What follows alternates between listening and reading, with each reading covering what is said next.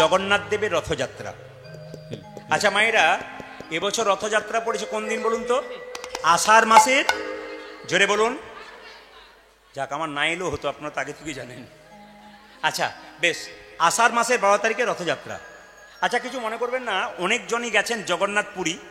আমি এখন হাত তুলতে বলবো, কিন্তু তোলার পরে একজনও যান নাই তার প্রমাণ হবে এখনই। আপনার কারা কারা জগন্নাথ দেবের মন্দির গেছেন হাত তুলুন। দেখুন কতজন হাত তুলেছে, তো দেখবেন কেউ যায় নাই, গিয়েছে কিন্তু যাওয়া হয় নাই। যেমন একজন আমাকে জিজ্ঞেস করছে, পরশু তারিখে গান করছিলাম আসতে, একজন বলছে দাদা এ 365 দিন 300 দিন, এই যে 365 দিনে 365 দিনের মধ্যে 300 দিন গান শুনি, কিন্তু বিড়ি খাওয়া ছাড়তে পারলাম না। বললাম তুমি কীর্তন শোনো কিন্তু বোঝো না, মানে শুনতে যাও তুমি বুঝতে পারো না যে কীর্তন কেন শোনা হয়, এই জন্য তুমি বিড়ি ছাড়তে পারো না। একটু বলে দিই আপনাদের, জগন্নাথ মন্দিরে গেছেন, জগন্নাথ বলরাম সুভদ্রা তিনজনকে দেখেছেন, তার পাশে একজন থাকে, কে বলুন? আর বাবা অত যদি দেখবো তাহলে তোমাকে কেন ডাকবো? না না, আমাকে একা দেখার দায়িত্ব, আপনার দেখার দায়িত্ব নয়। জগন্নাথ মন্দিরে জগন্নাথ বলরাম সুভদ্রার পাশে একটা সুদর্শন চক্র থাকে, দেখে নেবেন। এবং সুদর্শন চক্র বলতে চাইছে, যদি ভক্তি ভরে জগন্নাথকে প্রণাম করবে তাহলে জগন্নাথে আশীর্বাদ পাবে, আর যদি দুষ্টুমি করবে তা আমি সুদর্শন চক্র তোমাকে ছেড়ে কথা কইব না। আপনার শুনলে চমকে যাবেন। জগন্নাথ মন্দিরে মায়েরা আসতে, জগন্নাথ দেবের রথের নাম কি? নন্দী ঘোষ। কটা চাকা থাকে? 16টা। আচ্ছা, বলরামের রথের নাম কি? তালধ্বজ। কটা চাকা থাকে? চাকা থাকে কটা? চাকা থাকে মাত্র 14টা। আবার দেখবেন যিনি আমাদের সুভদ্রা, তার রথের নাম কি? দর্পদলন। এবং চাকার সংখ্যা কটা? 12টা। জগন্নাথ দেবের মন্দিরে গিয়ে দেখবেন আপনারা, জগন্নাথ তৈরি করবার জন্য কোন কাঠের প্রয়োজন হয়? জোরে বলুন, কোন কাঠ? নিম কাঠ। এই নিম কাঠটা যে কাটা হয় না, যে কুঠারে করে, সোনার কুঠার, জগন্নাথের চরণে দেওয়া হয়, তারপর সোজা নিম কাঠ, সুন্দর পরিচ্ছন্ন নিম কাঠ কাটা হয়। এই নিম কাঠটা যারা কাটে, যারা জগন্নাথ তৈরি করবে আর কি, হ্যাঁ, নিম কাঠটা, তো তারা কিন্তু একসঙ্গে বসে ভোজন করে। কারো যদি অমঙ্গল হয়ে যায় সে বছরের জন্য সে বন্ধ, বাড়িতে অমঙ্গল হয়ে গেলে বন্ধ হয়ে যায়, তাদের একজন বন্ধ হয়ে যায়। জগন্নাথ মন্দিরে আশ্চর্য ব্যাপার দেখবেন, জগন্নাথের মন্দিরের ওপর দিয়ে কোনোদিন পাখি উড়ে যায় নাই, রেকর্ড নেই। জগন্নাথ মন্দিরের ওপর দিয়ে কোনোদিন উড়োজাহাজ উড়ে যেতে পারে না। বিরাট বিরাট রহস্য জগন্নাথের। জগন্নাথ দেব যে বেদির উপরে থাকে তার নিচে 1 লক্ষ শালগ্রাম শিলা থাকে। শুনলে চমকে যাবেন আপনারা। জগন্নাথ দেব যে মানে বেদির উপরে বসে থাকে তার নিচে 1 লক্ষ শালগ্রাম শিলা আছে। জগন্নাথ দেবের মন্দিরে যে প্রসাদ তৈরি হয়, একটার পরে হাঁড়ি সাজিয়ে 7টা হাঁড়ি সাজানো হয়, নিচে থেকে ওপরে হয় না, আগে ওপরে হাঁড়িটা সেদ্ধ হয়, তারপর নিচে হাঁড়িটা। এ আশ্চর্যের ব্যাপার। এখনো জগন্নাথ মন্দিরে প্রসাদ তৈরি করতে গেলে ইন্দারার জল ব্যবহার করা হয়, বাইরের কোনো মশলা ব্যবহার করে না। শিল নোড়াতে যে আপনারা বাঁটতেন আগে মশলা, ওই রকম মশলা বেটে রান্না করা হয়। জগন্নাথ মন্দিরের যে একটা দরজা আছে, সিংহদ্বার বলা হয়, ওখান থেকে সমুদ্রের যে কলকল ধ্বনি ওটা ওখান থেকে শুনতে পাওয়া যায়। আশ্চর্যের ব্যাপার। জগন্নাথের কৃপা, জগন্নাথ মন্দির গেলে আপনারা বুঝতে পারবেন জগন্নাথের কি রহস্য আছে। আবার সবাই শুনলে চমকে যাবেন, জগন্নাথের চোখটা গোল না পটল চেরা? জোরে বলুন, গোল না পটল চেরা? জগন্নাথের চোখটা গোল, কৃষ্ণের চোখটা কেমন? পটল চেরা। কৃষ্ণের বিচার এদিক ওদিক হয়, জগন্নাথের বিচার কিন্তু এদিক ওদিক হবে না। জগন্নাথ গোল চোখ মানে কি? ব্রাহ্মণ গেলেও যা, শূদ্র গেলেও যা, অভক্ত গেলেও যা, ভক্ত গেলেও যা, জমিদার গেলেও যা, প্রজা গেলেও যা। জগন্নাথ মন্দিরে কি একজন বলেছিল, হে জগন্নাথ, বলে কি তোমার কাছে কি চাইব? ওগো জগন্নাথ, তোমার কাছে কি চাইব? তোমার তো হাত নাই, তুমি দেবে কি? তোমার তো হাতে নাই, তুমি দেবে কি? এইদিকে আপনারা মন্দিরে গেছেন, কেউ বলেছেন? একজন ভক্ত বলেছিল কি, হে জগন্নাথ, তোমার কাছে চাইব বলি এসেছিলাম, তোমার হাত নাই, তুমি দেবে কি? তোমার পা নাই, তুমি দেবে কি? কিন্তু জগন্নাথ যেন বলতে চাইছে, ওরে ভক্ত, বলে কি আমার হাত নাই, এ হাত তোদেরকে দিলাম কর্ম করার জন্যে। আমার পা নাই, এ পা দিলাম তোদেরকে এক জায়গা থেকে অন্য জায়গা যেতে হবে বলে। আমার যা নাই আমি তোদেরকে তাই দিয়ে দিলাম। এই হচ্ছে জগন্নাথ। যারা হাত নাই সেই হাত আমাদেরকে দিয়েছে কর্ম করার জন্যে। শুধু কর্ম মানে খাওয়া দাওয়া নয় মা, টাকা রোজগার করতে করবেন, অবশ্যই সংসার চালাতে হবে, ভগবানের ভজন করবেন, এই জন্য হাত দুটো দিয়েছে। আর ভালো ভালো জায়গায় যাবেন। এই যে পানি আজকে দাঁড়িয়েছেন না আপনারা, এটা আমি প্রায় জায়গায় দেখতে পাই, যেখানে 10,000 15,000 মানুষ হয়। এই কয়েকদিন আগে আমি ছিলাম, দিন তিনেক আগে বিকনগর নদিয়াতে, ওখানে 35 থেকে 40,000 মানুষ। তো আমাকে কমিটি বলল, দেখুন দাদা, এত বড় ফুটবল গ্রাউন্ড, তাতেও যদি জায়গা না দিতে পারি তো আমরা কি করব। দেখুন জায়গা ছাপিয়ে চলে গেছে, বহু মানুষ ঢুকতে পারেনি, রোডের মধ্যে প্রচুর মানুষ ঘুরে বেড়াচ্ছে, আপনাকে দেখতেই পাচ্ছে না। তা আজকে যে আপনারা এত কষ্ট করে দাঁড়িয়ে আছেন, আপনারা কি ভাবছেন এটা কি একদিন কৃপা পাবেন না? নিশ্চয়ই পাবেন। এটা কিন্তু একদিন গোবিন্দের চরণে দেওয়া রইল। আপনি একদিন বিপদে পড়বেন, জানতেই পারবেন না কি করে উদ্ধার হয়ে গেলেন, এটার জন্য উদ্ধার হয়ে গেলেন। তাই আপনাদের বলবো, পৃথিবীতে বহু উদাহরণ আছে, ভগবানের ভজন যদি কেউ করে, যদি ভক্তি ভরে করে, কৃপা সে পাবে। তবে একটা কথা বলবো, আপনি 5 মিনিট ভগবানকে ডাকুন, কিন্তু পাকা ডাকুন। সারাদিন টাকার দরকার নেই, 5 মিনিট বসুন ভগবানের মন্দিরে, কিন্তু পাকা। ওখানে কোনো মালা পরবেন, তিলক পরবেন, লোককে দেখাবেন যে আমি বড় ভক্ত হয়ে গেছি, আর এদিকে ভেতরে কিছুই নাই, তা বললে হবে না। তাহলে কি মালা তিলক পরবেন না? মালা তিলক অবশ্যই দরকার আছে। কেন বলুন তো? মালা হচ্ছে মাস্টার, তিলক হচ্ছে মাস্টার। মালা তিলক থাকবে, রাস্তায় খারাপ কাজ করে দেবেন, লোকে বলবে, কি বলবে তখন? আপনি ভাববেন তিলক রয়েছে, মালা রয়েছে, পাছে লোকে কিছু বলে, তাই আপনি খারাপ কাজ করতে পারবেন না। এই জন্য মালা তিলকের অবশ্যই দরকার আছে। আসুন মায়েরা, আপনাদের সবাইকে প্রণাম জানালাম। আপনাদের ভক্তি জন্মাক, সনাতন ধর্ম অনেক উঁচুতে উঠুক। সনাতন ধর্মের মানুষ যারা আছেন, বারবার বলবো, সনাতন ধর্মকে সম্মান দিন। আমি আগেই বললাম, ধর্ম বাঁচলে আপনি বাঁচবেন, ধর্মটাকে ধরে থাকবেন, ধর্মকে ভালোবাসবেন, মহাপ্রভুকে ভালোবাসবেন, এবং একজন ভক্তকে দেখলে রাধে রাধে বলবেন। ভক্ত ভক্তের মধ্যে যেন মিলন হয়। নেতাই গৌর হরি হরি। আচ্ছা, বেশ বেশ। এবার রঘুনন্দন 5 বছর বয়স হয়েছে, সে নাড়ু খাওয়াবে গোপীনাথকে। সবাই একটু মাথায় কাপড়টা নিন। তার আগে আপনাদের বলে দিই, আপনারা কারা কারা একাদশী পালন করে একটা হাত তুলবেন। একাদশী এতজন? বাহ, নমস্কার, আপনাদের কোটি কোটি দণ্ডবত প্রণাম।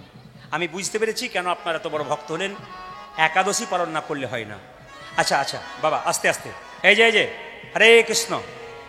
আগামী আষাঢ় মাসের 7 তারিখে 22শে জুন রবিবার একটা একাদশী আসছে। একাদশীর নাম বলুন তো কি? যোগিনী একাদশী। আচ্ছা মায়েরা, আগামী দিন যে আপনারা যোগিনী একাদশী করবেন, যোগিনী একাদশীটা কেন হলো, তত্ত্বটা কি, একটু সংক্ষেপে বলে দিই, শুনে নেবেন। তাহলে যোগিনী একাদশী করতে ভালো লাগবে। আস্তে বাবা, আস্তে শুনে নিন কি বললাম। মুসলিম সমাজে 30 দিন রোজা রাখা হয়। মুসলিম সমাজে 30 দিন রোজা রাখা হয়। সকাল থেকে সন্ধে পর্যন্ত জল তো দূরে কথা, থুতু পর্যন্ত গেলে না। আমাদের 15 দিন পর পর একটা করে একাদশী হয়। যদি নির্জলা করতে পারেন, একবারে ধন্য ধন্য। এইদিকে যদি নির্জলা করতে পারেন, তবে ধন্য ধন্য। কেন? যদি শরীরে আপনার কুলোই, আমি বলবো আপনারা নির্জলা করুন। কারণ ছেলেরা যেমন 7 দিন স্কুলে যায়, 1 দিন রবিবার ছুটি থাকে, রেস্ট দরকার আছে। একটা মেশিন 7 দিন ধরে চললে সেই মেশিনকে যেমন রেস্ট দিতে হয়, এই আমাদের মেশিনটা প্রত্যেক দিন চলছে, একে 15 দিন পরে 1 দিন রেস্ট দিতে হয়, শরীর ভালো থাকে। যারা জ্ঞানীজন তারা বুঝবেন, যারা জ্ঞানী নয় তাদের তর্ক ছাড়া কিছু থাকবে না। একাদশীর তত্ত্ব বলছে, এই যে তাকান মায়েরা, মন দিয়ে শুনবেন। এই যে পেটটা রয়েছে, এখানে বলছে একাদশীর দিনে 4 ভাগ যদি পেটটাকে করা হয়, তাহলে কি করতে হবে? 1 ভাগ খাবে, 1 ভাগ জল খাবে, আর 2 ভাগ ফাঁকা রাখবে। আর প্রতিদিন যারা খাবার খায় তাদের জন্য বললো শরীর সুস্থ থাকবে একটা কারণে, যারা বড় বড় মুনি ঋষি তারা বলছেন, এইদিকে দিকে পেটটাকে যদি 4 ভাগ করা যায়, 2 ভাগ খাবার খাবেন, 1 ভাগ জল খাবেন, আর 1 ভাগ সবসময় ফাঁকা রাখবেন। সুস্থতার লক্ষণ। আসতে বাবা, এগুলো এখনকার ডাক্তাররা বলছে, এগুলো মুনি ঋষিরা অনেক আগে বই বলে দিয়েছে। আপনারা যদি মুনি ঋষিদের বই পড়েন তাহলে বুঝতে পারবেন যে সুস্থ থাকার একটা উপায় কি, 15 দিন পর পর আপনারা একাদশী করবেন। হ্যাঁ, উত্তম একাদশী নির্জল একাদশী। আর ফলমূল খেয়ে যদি একাদশী করবেন, সবজি খেয়ে, ওটা মধ্যম একাদশী। আমি একবার মালদাতে গিয়েছিলাম একাদশীর দিনে। বাবা একাদশী করেন? বললাম হ্যাঁ। 3 রকমের পায়েস, 3 বাটি তরকারি, তারপরে 1 বাটি 1 থালা ফল, দুধ দিয়েছে 2-3 গ্লাস। আমি বললাম যে নির্জল একাদশী উত্তম একাদশী, ফলমূল সবজি খেয়ে মধ্যম একাদশী, আর আমাকে যেটা করেছে উত্তম নয়, মধ্যম নয়, ধমাধম একাদশী। আপনারা কেউ ধমাধম একাদশী করবেন না। একাদশীর দিনে শুধু উপবাস তা নয়, আপনাকে শর্ত করতে হবে, খারাপ কিছু দেখব না, খারাপ কিছু ভাববো না, খারাপ কিছু বলবো না। শুধু আমি উপবাস করে বসে আছি এ আমার একাদশী হয়ে গেলে তা নয়, আপনাকে শর্ত করতে হবে। একাদশী দিনে যে বিছানাতে প্রত্যেক দিন শুয়ে থাকেন ওই বিছানা আপনি শুতে পাবেন না। খুব কথাগুলো শুনবেন। একাদশীর আগের দিনে ব্রাশ করতে হয়, জিভ ছুলে নিতে হয়, পরের দিন সকালবেলা গরম জল দিয়ে মুখটা ধুয়ে নিতে হয়। আপনি সেই দিন জিভ ছুললে রক্ত বেরিয়ে গেলে একাদশী হবে না আপনার। কিন্তু মায়েরা 4 দিন যে রজস্বল অবস্থায় থাকেন ও অবস্থা আপনার একাদশী করতে পারেন। ওই সময় মন্দিরে বিগ্রহ স্পর্শ করতে পারবেন না, তুলসী গাছে জল দিতে পারবেন না, গুরুমন্ত্র জপ করতে পারবেন, কৃষ্ণমন্ত্র জপ করতে পারবেন, কিন্তু আপনারা একাদশী করতে পারবেন। এই যোগিনী একাদশীর কথা একটু তত্ত্ব আপনাদের বলে দিই, সবাই শুনবেন। ভগবান শ্রীকৃষ্ণকে যুধিষ্ঠির মহারাজ জিজ্ঞেস করছেন যে প্রভু এই যোগিনী একাদশী তত্ত্ব কি? তো তিনি বললেন, ব্রহ্মবৈবর্ত পুরাণে পরিষ্কার করে বলছে যে মায়েরা, কুবের বলে একজন রাজা ছিল। কুবের, ভালো করে শুনবেন, কুবের বলে একটা রাজা ছিল। তার বাড়িতে একজন মালি প্রত্যেক দিন একটা করে মানস সরোবর থেকে ফুল দিত। কি ফুল? পদ্ম ফুল। আসলে কুবের ছিল শিব ভক্ত, কিছু মনে করবেন না, কুবের শিব ভক্ত ছিল। তো বলেছিল মালির নাম ছিল হেমমালি, হেমমালি তুমি প্রতিদিন একটা করে মানস সরোবর থেকে পদ্ম ফুল তুলে আমার শিবের পুজো আমাকে দিও, আমি পুজো করব। প্রত্যেক দিন হেমমালির কাজ ছিল ভোরবেলায় ঘুম থেকে উঠে ফুল তুলে পদ্ম ফুল দিয়ে কুবেরের হাতে দেওয়া। কিন্তু একদিন কি হয়েছে, কুবেরের স্ত্রী দেখতে খুব সুন্দর ছিল। আহা, আমাদের হেমমালির স্ত্রী খুব দেখতে সুন্দর ছিল। একদিন হেমমালি রাত্রিবেলা শুয়ে পড়লো, স্ত্রীর ভালোবাসায়, স্ত্রীর আদরে সকাল হয়ে গেছে, বিছানা থেকে উঠেই নাই। এত আদর ভালোবাসাতে মগ্ন হয়ে গেছে। কিন্তু রাজা কুবের খুব ক্রুদ্ধ হয়ে গেল। প্রতিদিন সকালবেলা ফুল দেয়, আজ কেন দিল না? দুধ পাঠালো, লোক পাঠালো, দেখেছো তো? দেখে এসে দেখলো, রাজামশাই আজকে আপনার হেমমালি কিন্তু খুব সুখে আছে, তার স্ত্রীর সঙ্গে মহা আনন্দে আছে, সে ভুলেই গেছে। এখন রাজার দুধকে দেখে হেমমালি চমকে উঠে ছুটে এসেছে, রাজামশাই আমার অন্যায় হয়ে গেছে। অন্যায় হয়ে গেছে তোর? অভিশাপ দিলাম তোকে। কুবের অভিশাপ দিল, আমি যে শিব ভক্ত হই, আমি যে বৈষ্ণব ভক্ত হই, আমি তোকে অভিশাপ দিলাম তোর গোটা শরীরে কুষ্ঠ হোক, তুই কুষ্ঠ ব্যাধি হয়ে যা, তো শ্বেত কুষ্ঠ হোক। হেমমালির গোটা শরীরে কুষ্ঠ হয়ে গেল। এখন ঘুরতে ঘুরতে ঘুরতে ঘুরতে হিমালয় পর্বতে গিয়ে একজন ঋষির সঙ্গে দেখা হলো। সেই ঋষি বলে উঠলো, তোমার এই কুষ্ঠের জন্য তুমি তো দায়ী, তুমি তো অপরাধ করেছো।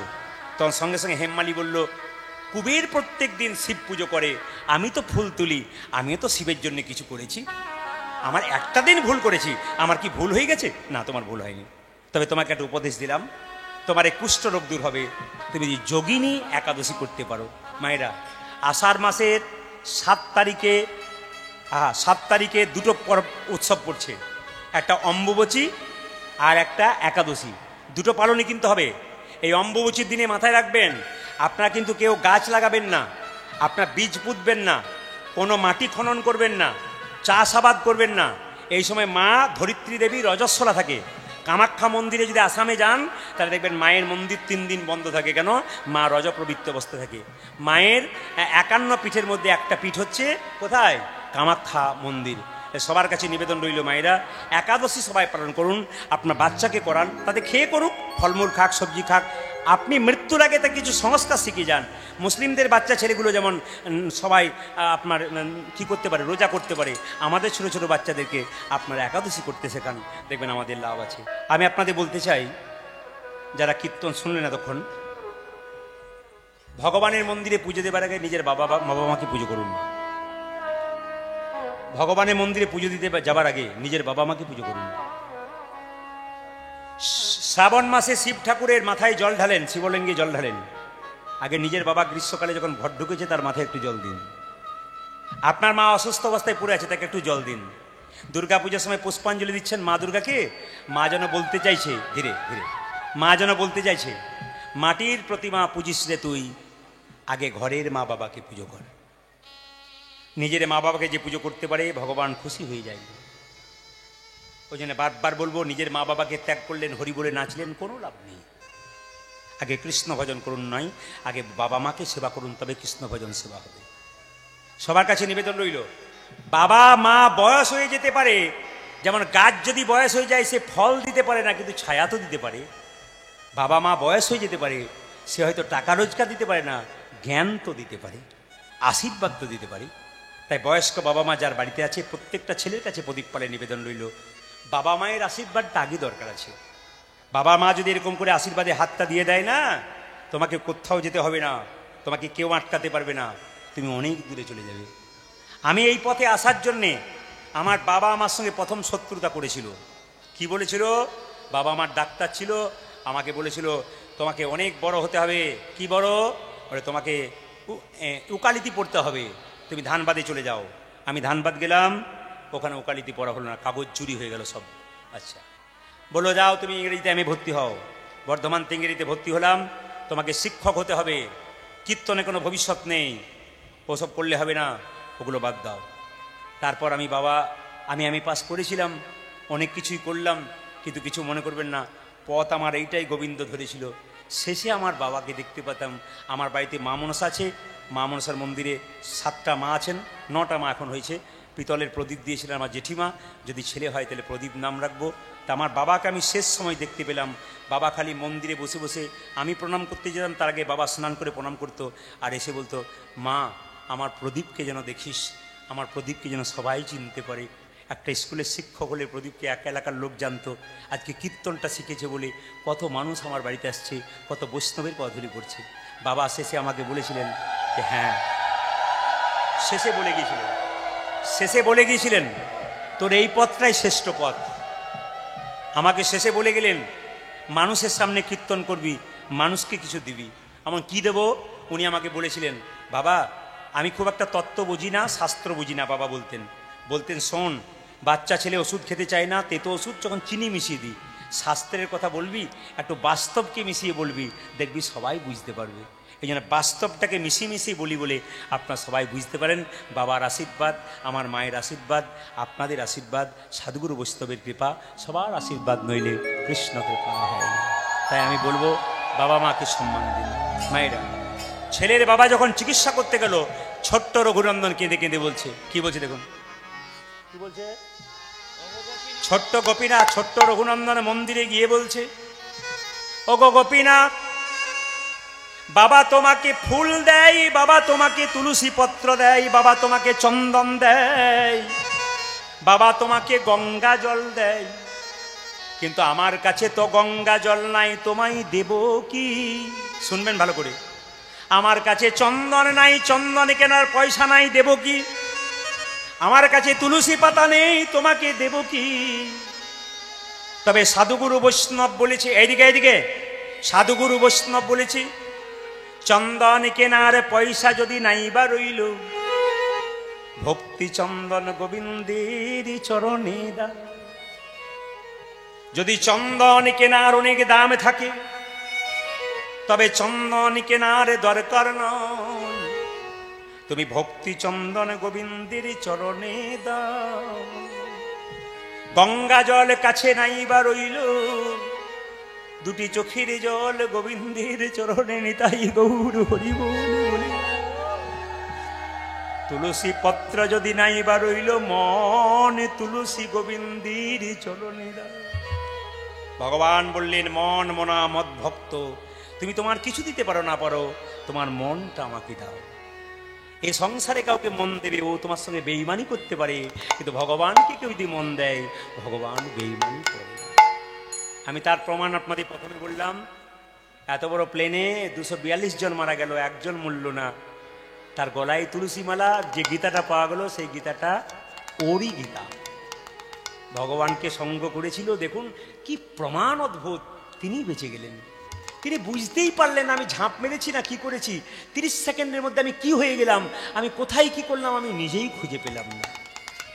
ঈশ্বর যদি বলে রাখবো, আর ঈশ্বরের প্রতি ভরসা করতে পারেন, জীবনে আর কোনো আপনি কর্ম করবেন, কর্ম আপনার বন্ধ নয়, কর্ম আপনি করুন, কিন্তু ঈশ্বরযুক্ত কর্ম, ধর্মযুক্ত কর্ম যিনি করবেন তার কর্মের লাভ আছে। আর কর্ম তো অনেকেই করে অনেক কিছু, কিন্তু মেয়েরাতে ধর্ম থাকে না, ও কর্মের কোনো দাম নেই। আচ্ছা, কিছু মনে করবেন না, কীর্তন এতজন শুনছেন, কৃষ্ণের মাথায় একটা পালক ছিল, কোন পাখির? ময়ূর। আচ্ছা মায়েরা, ময়ূরের পালক কৃষ্ণ নিল কেন, অন্য পালক কেন নিল না? একটাই কারণ, কি বলুন তো? এইদিকে মায়েরা, কেন বলুন তো? হ্যাঁ, রামচন্দ্র 14 বছরের জন্য বনবাসে গিয়েছিল। সীতাকে রাবণ নিয়ে চলে গেল। একটা পাখি বাধা দিয়েছিল, কে বলুন, জোরে বলুন। পাখিটার নাম কি? জটায়ু। আচ্ছা আচ্ছা মায়েরা, পাখি বাধা দিল, রাবণ কি করলো? পাখির ডানাকে, জোরে বলুন, কেটে দিল। পাখিটা তখন ডানা যখন কেটে দিল, তখন জটায়ু চিৎকার করে বলল, প্রভু, আমি মাকে বাঁচানোর চেষ্টা করলাম, কিন্তু বাঁচাতে পারলাম না। আমিও তো মরে যাব, আমার ডানা কেটে দিয়েছে রাবণ, আমার কি গতি হবে? ভগবান রামচন্দ্র বলল, তুই তার বাঁচবি না, তোমার তো মৃত্যু অবশ্যই হবে। মৃত্যুর আগে তুমি কি চাও বলো? যেই না বলেছে মৃত্যুর আগে কি চাও, সঙ্গে সঙ্গে বলেছে, প্রভু, আমি জন্মে জন্মে যেন তোমার সঙ্গ লাভ করতে পারি।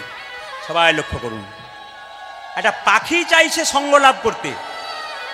আর সবচাইতে লজ্জার ব্যাপার, আমরা মানুষ কুলে জন্ম নিয়ে 3 ঘন্টা কীর্তন শুনতে আমাদের কত কষ্ট হয়।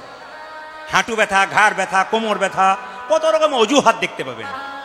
আমাদের দেখবেন, কিছু মনে করবেন না, কাউকে যদি দাদা কীর্তন শুনতে যাবেন না, আর বলেন না, সময় নাই। ব্যাংকে যাবার সময় আছে, টাকা তুলতে হবে। আর দেখবেন ছেলে মেয়েদেরকে নিয়ে সিরিয়াল দেখবার সময় আছে। ভগবানের মন্দিরে যাবার অজুহাত, 2টো হাত, ডান হাত বাঁ হাত, একটা হাত অজুহাত। আবার অনেকে বলে, দাদা কীর্তন শুনবেন, সংসার করেছি। আচ্ছা, সত্যি কি সংসার করেছেন? জোরে বলুন হ্যাঁ না না করেছেন।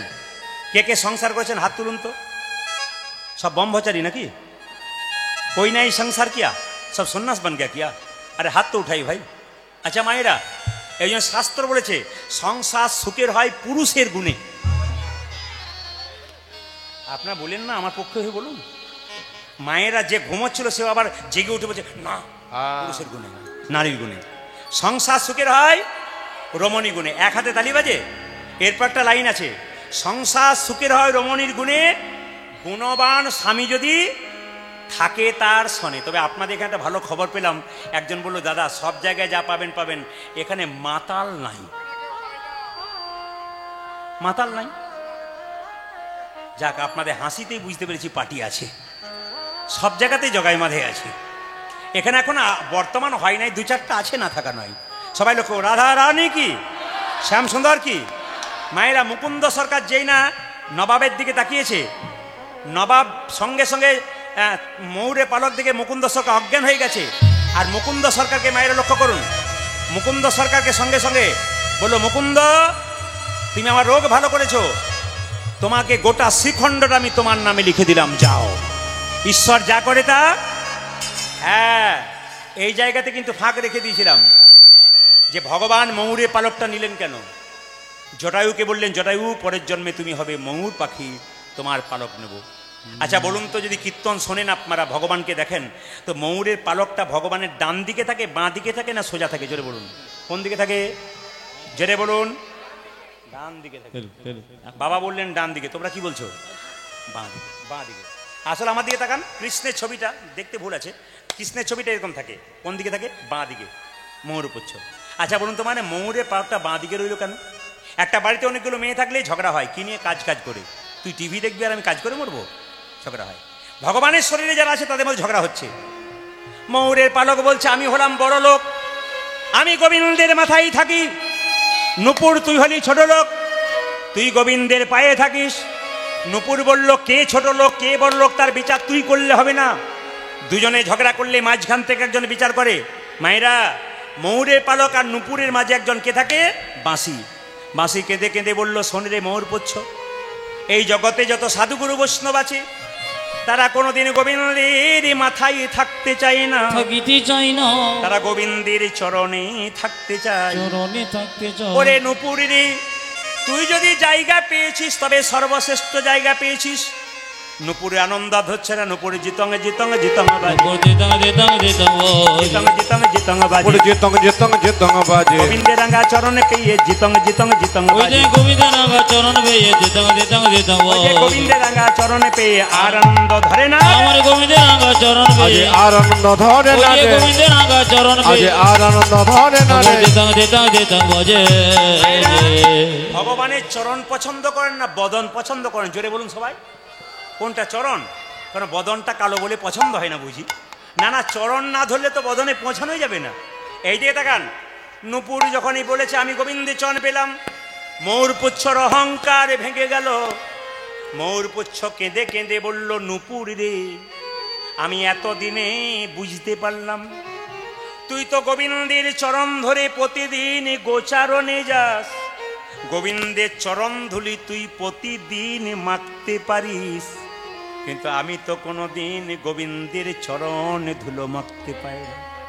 ওরে নুপুর রে, আমার গোবিন্দ যখন গোচারণ থেকে নাচতে নাচতে আসবে, আমি বাম দিকে হেলে থাকবো, আর তুই কি করবি জানিস? তুই দিবি দিবি ধুলা উড়াইয়ে দিবি ওরে নবর রে, সবাই ধুলো নিন, সবাই মাটি ধুলো নিন, সবাই ধুলো নিন, সবাই ধুলো নিন।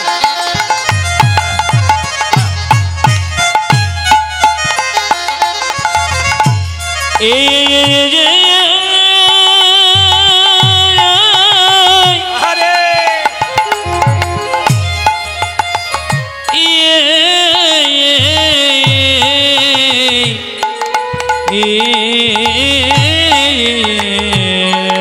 আরে ও তো দেবে দেবে ধোলা ওরা দেবে, মাথা পেতে ধারণ করব দিবি দিবি ধুলা উড়াইয়ে দি। ওই আমি মাথা পেতে ধারণ করিব, দিবি দিবি ধোলা জোড়াইয়ে দিবি, ওই আমি মাথা পেতে ধারণ করব, দিবি দিবি ধোলা জোড়াইয়ে ওই আমি দিবি, মাথা পেতে ধারণ করব। দিবি দিবি ধোলা জোড়াইয়ে ও দিবি। তুই দেবে দেবে ধোলা উড়াইয়ে দিবি। ময়ূরপুচ্ছ বাম দিকে থাকে শুধু এই কারণে নয়, আর একটা কারণে। ময়ূরপুচ্ছ বলছে সোজা থাকলে গোবিন্দের বদন দেখব, ডান দিকে থাকলে গোবিন্দের বদন দেখব, বাঁ দিকে থাকলে গোবিন্দের বদন তো দেখতে পাবো, তার সঙ্গে আমি আর একজনকে দেখতে পাবো, আমি রাধা বদন দেখতে পাবো। বদনে দেখতে পাবো, রাধা বদন দেখতে পাবো, ওই আমি রাধা বদনে দেখতে পাবো। তাই তো বামে হেলে রইব, রাধা বদন দেখতে পাবো। আমি তাই তো বামে খেলে রইব, রাধা বদনে দেখতে ওই পাবো, আমি তাই তো বামে খেলে রইব, আমি রাধা বদনে দেখতে পাবো, আমি তাই তো বামে খেলে রইব, রাধা বদনে দেখতে পাবো। আমি রাধা বদনে দেখতে পাবো। মুকুন্দ সরকার কথা দিলেন নবাবকে, তোমার পেটের যন্ত্রণা হলে আমি আসবো। আমি চললাম বাড়ি ফিরে। বাড়ি ফিরে আসছে তার স্ত্রীর কাছে, আর গাইতে গাইতে যাচ্ছে, যশোদার দুলা যশোদারি দোলা তুমি বজে রাখা, ব্রজের রাখ, বৃন্দা বন মন হা হা দি দি। যশোদার দোলা ব্রজের রাখ, বৃন্দাবন মন হরি। তুমি যশোদার দুলাল বজের রাখাল, বৃন্দাবন মন হা হা দি। ও তুমি যশোদার দোলাল ব্রজের রাখাল, বৃন্দাবন ধন হারে। গোপী জন বল্লভ রাধিকা রামা, তুমি গোপী জন বল্লভ রাধিকার মন, গোপী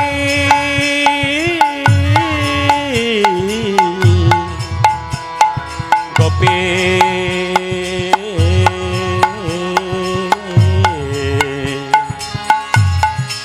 গোপী নিতাই গৌর হরি। হে প্রাণ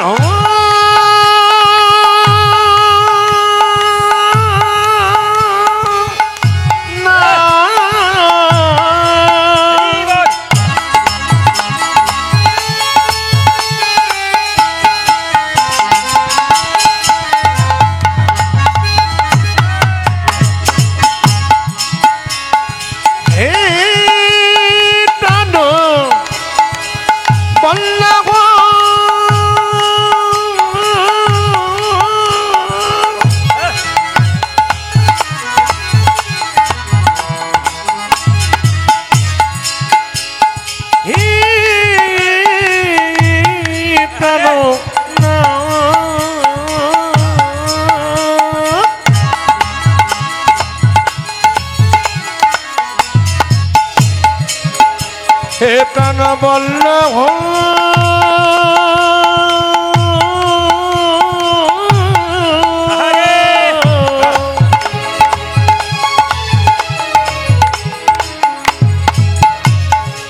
হে প্রণব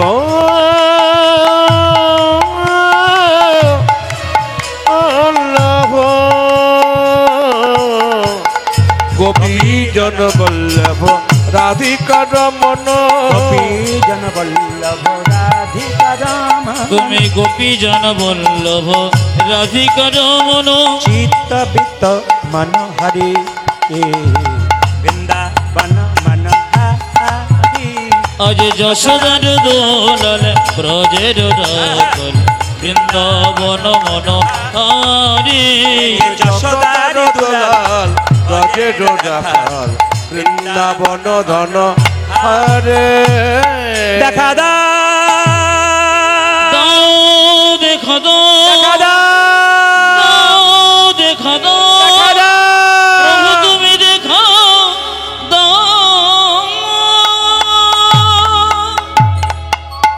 মুকুন্দ সরকারের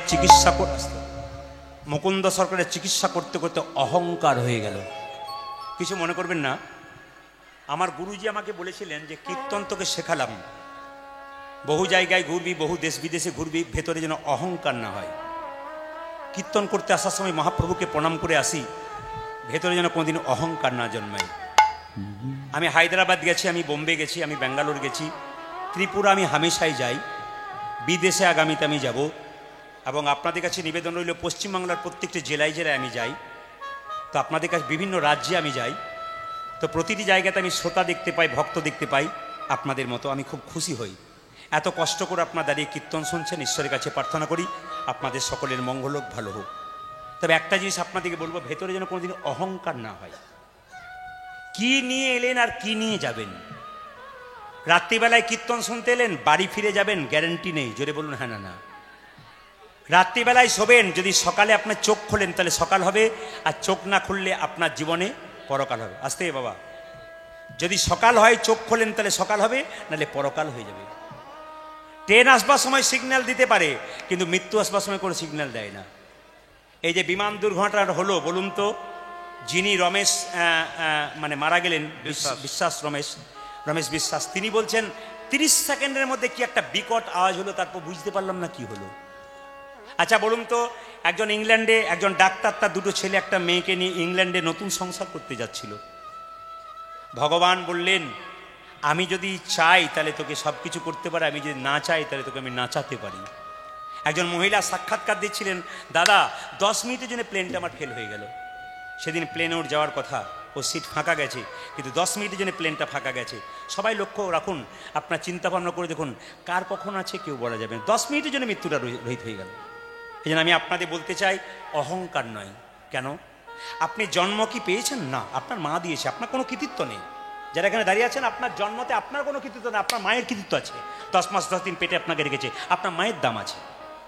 2, আপনার জন্মের পর আপনার নামটা কি আপনি নিজে রেখেছেন? আপনার মা বাবা রেখেছে, ও তো আপনার কোনো দাম নেই, কোনো আপনার কিছু নেই। আচ্ছা, আপনি যেদিন স্কুলে ভর্তি হলেন, মাস্টারমশাই পড়ালো, আপনি শিখলেন পড়াশোনা, সেটা মাস্টারমশাই শেখালো, আপনারও কৃতিত্ব নাই। আপনি চাকরি পেলেন, একজন দিল। শ্মশান ঘাটে যখন যাবেন তখন নিজে যেতে পারবেন না, অন্যের কাঁধে যাবেন। সব যদি অন্যের হয় তাহলে আপনার বলতে কি আছে? দেখবেন, যদি কেউ মৃত্যু পথযাত্রী, কেউ মরতে যাচ্ছে, তার পাশে গিয়ে একবার দাঁড়াবেন। আমি আপনাদের বলবো অনুভব করতে, যদি আপনার বাড়ির পাশে কেউ মৃত্যুর সঙ্গে লড়াই করছে, জল পেরোচ্ছে না, একবার গিয়ে কাছে দাঁড়াবেন, দেখে নেবেন ওই জায়গাটা আপনাকেও আসতে হবে। যদি সেই জায়গায় যান, কীরকম মৃত্যুর সময় চোখগুলো ঘোলা হয়ে যায়। এত দেখছেন আপনারা, আজকে খুব দেখছেন, কিন্তু দেখবেন মৃত্যুর সময় চোখটা ঘোলা হয়ে যাবে। নিজের ছেলেকে ডাকবেন, দেখতে পাবেন না, চোখ ঘোলা হয়ে যাবে। ছেলে একটু জল দেবে, মা তোমাকে জলটা দিচ্ছি, জলটা ভেতর দিকে যাবে না, বেরিয়ে চলে আসবে। শেষ কাপড় কি? সাদা একটা কাফন, সাদা কাপড় দিয়ে ঢেকে দেওয়া হবে। আমি আপনাদের কাছে নিবেদন রাখলাম, কিছুই নেই, এসেছেন খালি হাতে, যাবে খালি হাতে নয়, খালি হাতে কেউ যাবে না, আপনার কর্মফল আপনি নিয়ে যাবেন। যে যেমন কর্ম করবেন তার সেরকম। মানুষ করে জন্ম নিয়ে কেউ যদি মানুষের মতো কর্ম করে, পরের জীবনে মানুষ হবে, ভাগবত বলছে। মানুষ করে জন্ম নিয়ে কেউ যদি পশুর মতো কর্ম করে, পরের জীবনে পশু হবে। মানুষ করে জন্ম নিয়ে কেউ যদি মহামানবের মতো কর্ম করে, মহাপুরুষের মতো, তার দ্বিতীয় জন্ম হবে না, তার গোবিন্দ চরণ প্রাপ্ত হবে। ডক্টর শিশু হ্যাঁ, একজন ভক্তের আমি বই পড়েছিলাম, তো সেই বইটাতে পরিষ্কার করে লেখা ছিল, তিনি বলতে চাইছেন, খুব সুন্দর কথা বললেন, যে মৃত্যুর সময় তাকে দেখলেই বুঝবে তিনি স্বর্গে গেলেন নরকে গেলেন। মৃত্যুর সময় যদি কারো মুখ বিকৃত হয়ে যায়, ভয়ঙ্কর হয়ে যায়, বলে না, দেখতে গেলাম গো 4 দিন ঘুম হয় নাই, মুখটা বিকট হয়ে গেছে, জানবেন নিয়ে যাচ্ছেন নরকে, 10 চক্রের ভগবান। আপনার মৃত্যুর পর যদি আপনি ঘুমাচ্ছেন, আপনি বুঝবেন আপনি স্বর্গে যাচ্ছেন। আপনি কর্ম ভালো করুন, আপনি ঘুমাবেন। আপনি কর্ম খারাপ করবেন, আপনার মৃত্যুর সময় মুখ বিভৎস হয়ে যাবে। এই জন্য আমি আপনাদের বলতে চাই, ভালো কর্ম করুন। বলা যায় না কে কখন চলে যাবে, মানুষের সঙ্গে ভালো। এই জায়গায় মায়েরা, মুখের ভাষাটা ভালো করবেন, জীবনে শান্তি পাবেন। কোকিলকে কাক জিজ্ঞেস করছে, তোরও রং কালো, আমারও রং কালো, তোকে লোকে পছন্দ করে, আমাকে করে না কেন?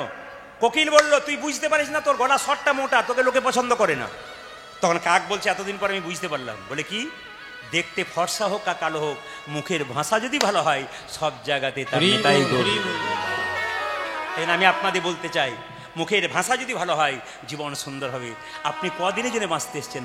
মুকুন্দ সরকারের অহংকার হয়ে গেল, আমি বড় চিকিৎসক, আমার চিকিৎসায় সবাই ভালো হয়ে যাচ্ছে। স্ত্রী কই গো ঘরণী, স্ত্রী বড়, স্বামী এ কি আমার হলো গো, স্বামী কি আমার হলো গো, স্বামী এ কি আমার হলো গো, এ কি আমার হলো গো, আমার সর্বাঙ্গ যেন জ্বলে যায়, সর্বাঙ্গ যেন জ্বলে জ্বলে সবাই তাকান। মুকুন্দ সরকার তখন অহংকার যায় না, আমি এত বড় বাংলার কবিরাজ, আমি তোমার রোগ ভালো দেখি দেখি দেখি দেখি দেখি এই যে দেখি দেখি দেখি তোমার জিভটা দেখি, দেখি তোমার চোখ দেখি, দেখি তোমার হাতগুলো দেখি, দেখি তোমার পায়ের তল দেখি। একই সারা বাংলার চিকিৎসা আমি করছি, আমার স্ত্রী রূপ ধরতে পারলাম না। রাত্রিবেলায় মহাপ্রভু মন্দিরে গিয়ে আছাড় খেয়ে পড়লো, প্রভু প্রভু বলে বলে দাও, আমি সারা বাংলার চিকিৎসা করছি, আমার স্ত্রী রূপ ধরতে পারলাম না কেন? মহাপ্রভু আকাশবাণী করে বলল, মুকুন্দ আমি যা ভেবেছিলাম তাই হয়েছে। সারা বাংলা চিকিৎসা করতে করতে তোমার ভেতরে অহংকার হয়ে গেছে। মুকুন্দ সরকার কেঁদে কেঁদে বলল, ক্ষুদ্র জীব কখন অহংকার হয় আমার জানা নেই।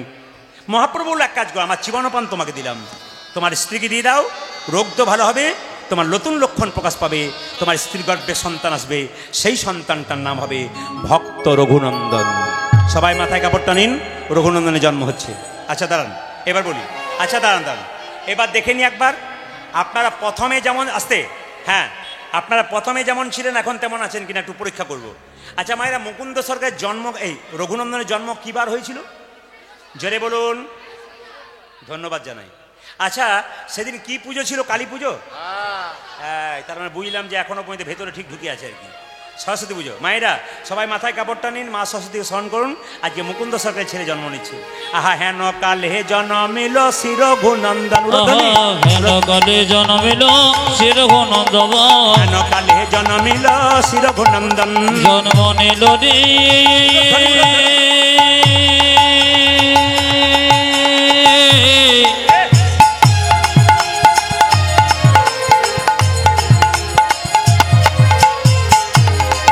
হেন কালে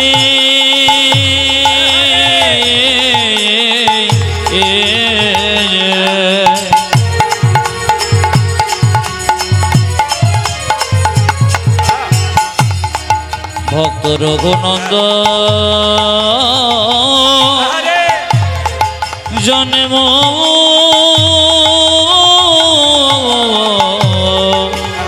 নিল রে, জন্ম নিল রে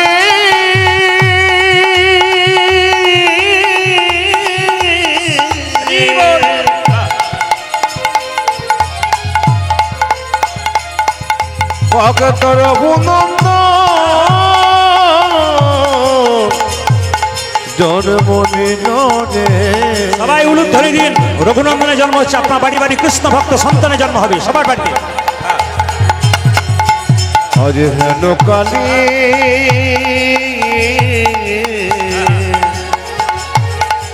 জন্ম নিল, জন্ম নিল, জন্ম নিল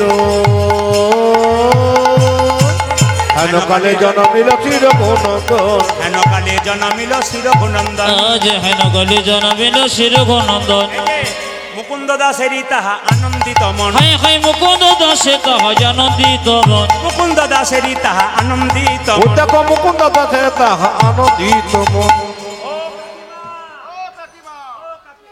মুকুন্দ সরকার ছেলে হলো, তুমি কোথায় যাচ্ছ? মুকুন্দ সরকারকে বলছে, এ কবিরাজ তুমি তো পুজো করছো, তুমি দেখো তোমার ছেলে হয়েছে। কবিরাজ বলছে, ছেলে আনন্দ ধরে না, আনন্দ ধরে না, আনন্দ ধরে না, না আনন্দ ধরে না, মুকুন্দ দাসের মনে আনন্দ ধরে না, মুকুন্দ দাসের মনে আনন্দ ধরে না, মুকুন্দ দাসের মনে পুত্র বদন আমার মুকুন্দ দাসের মনে পুত্র বদন আজ হেরে মুকুন্দ দাসের মনে পুত্র বদন আমার হেরে মুকুন্দ দাসের মনে পুত্র বদন আমার হেরে মুকুন্দ দাসের মনে পুত্র বদন হেরে আনন্দ ধরে না। আজ মুকুন্দ দাসের আজ আনন্দিত ও যা মুকুন্দ দাসের মনে আনন্দিত মন। আচ্ছা, একটা কথা আমার জিজ্ঞেস করা ছিল, আপনাদের গ্রামটার নাম বিথারি নাকি? হ্যাঁ হ্যাঁ, মানে আমাকে লোকেশন দিয়েছিল, তখন বিথারি দেখলাম। তো কিছু মনে করবেন না, আপনাদের বিথারিতে ছেলেরা মা বাবাকে খুব যত্ন করে খাওয়ায়। হ্যাঁ, খাও বাবা খাও, খাও মা। আপনাদের মুখ দেখেই বুঝতে পারছি, দুই চারজন হচ্ছে তাহলে তো হইল না, আপনাদের ভাবেই বুঝতে পারছি। আচ্ছা, কিছু মনে করবেন না, আস্তে আস্তে ধীরে। বাচ্চা যে আপনাকে খেতে দেবে না তার প্রমাণ তো প্রথমে দিয়ে দিয়েছে, সিগন্যাল দিয়েছে। দেখাবো? এই কীর্তন করতে গেলে বহু কিছু শিখতে হয়। আপনারা ভাবেন কোনো জায়গায় গেলে প্রদীপ পাল চুপ করে বসে থাকে, কিন্তু চুপ করে বসে থাকি না। আপনি আমার কাছে গেলেন, প্রণাম করলেন, আপনার ভাব কেমন, আপনার কেমন কথা বলছেন, আমি এক ইশারাতেই বুঝে নেবো। কিন্তু এই পিন্টু বস, এইদিকে মায়েরা সবাই লক্ষ্য করুন। এই বাচ্চা ছেলেটা যখন মায়ের কোলে থাকে, আমার দিকে তাকাবেন। হ্যাঁ, একটু দেখিয়ে দিই। বাচ্চা ছেলেটা যখন মায়ের কোলে থাকে, আমার দিকে তাকাবেন, একটু বলবেন আপনারা, মাথাটা এই দিকে থাকে না পাগুলো এই দিকে থাকে? কোন দিকে থাকে? মাথাটা দেখবেন বাঁ দিকে থাকে, পাগুলো এই দিকে থাকে, থাকে না? একটু দেখিয়ে দিই। হ্যাঁ, এই মাথা এইদিকে, পাটা এইদিকে। এবার লক্ষ্য করুন। এবার ছেলেকে দেখবেন যখন ছোট থাকে, তখন মা কি বলে? খোকা তুই বড় হবি। বলুন তো, মাথা নড়াই না পা নড়াই? হব মা। দেখে নেবেন, একবার পাক্কা মিলিয়ে নেবেন। খোকা তুই বড় হবি, হব মা। তুই পড়াশুনো করবি, করব মা। তুই চাকরি করবি, করব মা। তুই বিয়ে করবি, ওটা বলতে হবে না। এখন আর বলতে হয় না, এখন হ্যালো আর গেল। এমন যুগ এলো বাবারে, হ্যালো আর গেল। আচ্ছা তাকান, আবার দেখবেন ছেলেকে মা বলে, তুই যখন বুড়ো, আমি যখন বুড়ো হব, তুই তখন বড় হবি, তুই আমায় খেতে দিবি। বাচ্চা যখন পা দুটো নিবে, সেটি হবে না। সিগন্যাল দিয়ে দেবে। আপনাদের সিগন্যাল দিয়েছে, আপনারা বুঝতেই পারছেন না। আচ্ছা, কিছু মনে করবেন না মায়েরা, বাচ্চা জন্ম নিলে কি দিতে হয় মুখে? জোরে বলুন। নিম পাতা, মধু। আচ্ছা, মধু দেন কেন? মিষ্টি মিষ্টি কথা বলবো বলে না। আপনারা যারা শাস্ত্র পড়েছেন তাদেরকে বলি, হিন্দু ধর্ম কি এবং কেন একটা বই আছে, বইটার নাম হচ্ছে লোকনাথ কবিরাজের লেখা হিন্দু ধর্ম কি এবং কেন। পড়ে দেখে নেবেন, পরিষ্কার লেখা আছে বাচ্চাকে জন্মের পর মধু দেওয়া হয় কেন? বাচ্চা মিষ্টি মিষ্টি কথা বলবে ওই জন্য নয়। বাচ্চা জন্ম নিয়ে কান্নাকাটি করে মায়ের স্তনদুগ্ধ পান করতে পারে না, ওই জন্য কান্না বন্ধ করার জন্য মধু দেয়। কিন্তু মধু দিতে হয় কখন? ভালো করে জেনে নিন। শাস্ত্র বললো, গভীর গৃহসূত্রকার বলে একটা বই আছে, আর পরাশর গৃহসূত্রকার বই বলছে যে বাচ্চাকে 2 সময়ে মধু দিলে বাচ্চা মিষ্টি মিষ্টি কথা বলে। বলবো না, বাদ দিয়ে দেবো? বাচ্চাকে বয়সে 2 বার মধু দিলে বাচ্চা মিষ্টি মিষ্টি কথা বলে। বলবো না, বাদ দেবো? পরে একবার বায়না করবেন, সেদিন বলে দিয়ে যাবো, আজ আর বলবো না। এদের খুব একটা ইচ্ছা নাই। আপনারা বলছেন বলুন মা, এরা বলবো। আচ্ছা মায়েরা শুনে রাখুন, বাচ্চাকে মধু দিতে কখন? 21 দিন পর।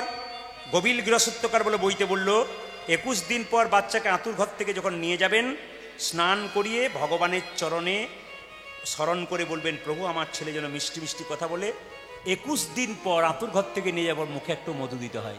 এক, যেদিন বাচ্চার অন্নপ্রাশন, মুখে পরমান্ন দেবার আগে মধু দিয়ে প্রভুর কাছে প্রার্থনা করতে হবে, আমার ছেলে মিষ্টি মিষ্টি। আপনারা কজন করেছেন? আজ থেকে কীর্তন শুনেন, আগামীতে যাদের হবে তারা সেটা করবেন। যারা ঠাকুমা আছেন তারা একটু জ্ঞান দিয়ে দেবেন যে এই সময় কিন্তু বাচ্চাকে মধু দিতে হয়। কিন্তু যখন সরস্বতী পুজোর জন্ম, তো এখন মধু কেনার পয়সা আছে, কিন্তু মধু কেনার দোকান খোলা নেই। তাই কি করলো? 2 কানে শোনাইল মধুর হরিনা। আজ 2 কানে শোনাইল মধুর হরিনা। 2 কানে শোনাইল মধুর হরিনা। 2 কানে শোনাইল মধুর হরিনা। হরিনামে শোনালো, মধুর হরিনামে শোনালো, হরিনামে শোনালো, হরিনামে শোনালো। সংসারের কথা শোনার আগে হরিনামে শোনালো। সংসারের কথা শোনার আগে হরিনামে শোনালো সংসারের কথা শোনার আগে হরিনামে শোনালো সংসারের কথা শোনো না দেখো হরিনামে ময় দেহ সংসারের কথা শোনার আগে নামময় দেহ হলো সংসারের কথা শোনার আগে নামময় দেহ হলো সংসারের কথা শোনার আগে নামময় দেহ হলো সংসারের কথা শোনার আগে নামময় দেহ হলো হরি নামে শোনালো আজ দুই কানে শোনাইল মধুর হরিণ ওই যে দুই কানে শোনাইল মধুর হরি না একটি প্রশ্ন আমাকে একজন করেছিল, কিছু মনে করবেন না, উত্তরটা না দিলে তিনি কিন্তু খুব বিরক্ত হবেন। তিনি বলেছেন, দাদা আজকালকার আধুনিক প্রজন্ম পুজো পার্বণে খালি খাই কেন? আপনাদের বিথালিতে খাই না, অন্য জায়গাতে খাই। পুজো পার্বণ হলেই, অনুষ্ঠান হলেই দেখবেন কেউ মরেছে, বড় হরে এক পেটি দেবী তবে যাবো নইলে যাবো না। এটা হিন্দু ধর্মের কলঙ্ক, হিন্দু জাতির কলঙ্ক। অন্য ধর্মের মানুষ মারা গেলে তাকে যেখানে নিয়ে যাবে সৎকার করতে মাথা নিচু করে নিয়ে যায়। আর আমাদের কেউ মারা গেলে, আপনাদের দিকে জানি না, আমাদের দিকে যদি ধরুন ছেলে একটাই, মা মরে গেছে, কেউ কোথাও নাই, কাকু ও কাকু একটু চলো না আমার মাকে শ্মশানে দিয়ে আসি। দিতে পারবি? দে তবে যাবো, তোকে যেতে হবে না, পুড়িয়ে চলে আসবো। সবচাইতে লজ্জা আমাদের এইটাই। আমি আপনাদের বলবো, আপনার মাকে পোড়াতে যাবেন, মাতাল নিয়ে যাবেন না। খোকা সাহস ভালো আছে কিন্তু, ঠিক আছে ঠিক আছে ঠিক আছে। আমি আপনাদের বলতে চাই, মা বাবাকে শ্মশানে নিয়ে যাবেন, মাতালকে নিয়ে যাবেন না। 3 জন নিয়ে যাবেন, তবু মাতাল নিয়ে গিয়ে আপনার মাকে মানে অন্য পথে নিয়ে যাবেন না, ভালো পথে নিয়ে যাওয়ার জন্য ভালো লোককে নিয়ে যাবেন। এরকম করে সমাজে ভালো হয়ে গেলে সবাই ভালো পথেই যাবে। একটা কথা বলে রাখি, আমাকে বলেছে এত মাতাল কেন হচ্ছে, আসলে কিছু মনে করবেন না, এখন তো মা বাবা দুজনকে চাকরি করতে হয়, নাহলে সংসার চলে না, না কি বলছেন? এখন আমাদের সমাজে তাই, মা বাবাকে চাকরি করতে হয়, দুজনে চাকরি করে দেয়, বাচ্চারা জন্মের পর কাজের মেয়েকে দিয়ে যায়, আর কাজের মেয়েকে বলে, দিদি এই বোতলে দুধ দিয়ে দিলাম, এই দুধটা বাচ্চার মুখে দিও। এখন লক্ষ্য করবেন, আরে বাবা এই দিয়ে তাকান, বোতলের দুধটা দিয়ে দিলাম, বোতলের দুধটা বাচ্চাকে দিও। এখন মায়েরা কি করে, মা তো গেছে কাজে আর বাবা গেছে কাজে, বোতলের দুধটা দিয়ে দিলেন বাচ্চাকে, বাচ্চা ওই যে ছোট থেকে বোতল ধরতে শিখলো, আর বড়তে বোতল ভুলতে পারলো না। সাদা ছিল, লাল হলুদ নীল কত রকম রঙের হলো আর কি। বলুন রাধে রাধে, সবাই আমি রাধে রাধে, আরো জোরে বলুন রাধে রাধে।